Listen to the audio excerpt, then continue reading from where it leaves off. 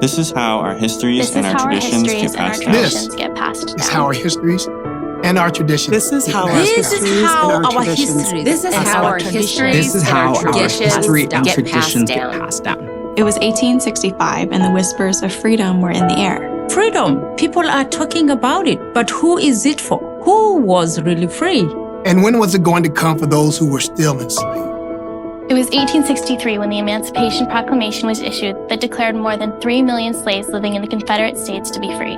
But it would take more than 2 years for this news to reach the enslaved in Texas. June 19, 1865 was the day this news finally came.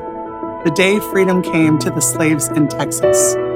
A paper was delivered to Galveston, granting freedom to all enslaved people across southern states. News that would change the lives of those living in Texas, Louisiana, Mississippi, and Alabama. And it was a small step in changing the trajectory of the history in the United States. The enslaved people in Galveston had unknowingly waited 2 years for this news to arrive. But in reality, they and slaves around the country had been waiting for freedom for more than 200 years. On that day, June 19, 1865, Major General Gordon Granger brought the news of the Emancipation Proclamation with a handwritten message of freedom to the crowd.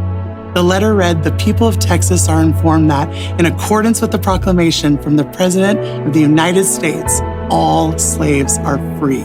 All slaves are free. All slaves are free. All slaves are free.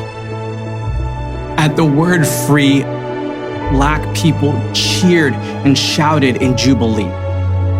They were full of joy. Juneteenth would have been a day of sadness and regret, but Black people chose to make Juneteenth a day of joy, celebration, and freedom. Free at last. Free at last. Free at last. Free at last.